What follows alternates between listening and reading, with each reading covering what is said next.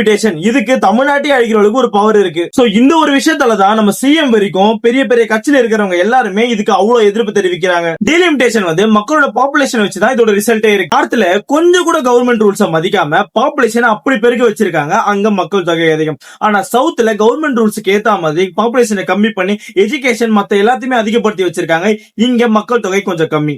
இந்த ஒரு விஷயத்திலேயே நீங்க புரிஞ்சிருப்பீங்க ரிசல்ட் யாரு பக்கம் சாதகமா வரும்ட்டு. சோ இந்த டீலிமிட்டேஷன் மட்டும் பாஸ் ஆயிடுச்சுன்னா பவர்ல எல்லாமே நம்ம கிட்டே இருக்கும். அதை ஆக்டிவேட் பண்ணனா அவங்க கிட்ட கேட்டு தான் பண்ணணும்.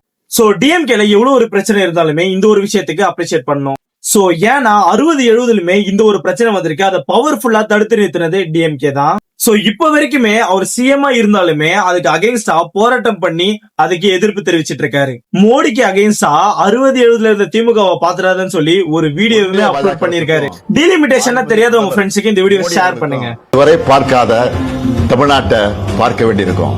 50-60 பார்த்த பழைய திமுகவை இந்தியா திரும்பவும் பார்க்க வேண்டியிருக்கும். இவன் என்ன மிரட்டுகிறான்னு நினைக்காதீங்க, நான் உங்களை எச்சரிக்கிறேன்.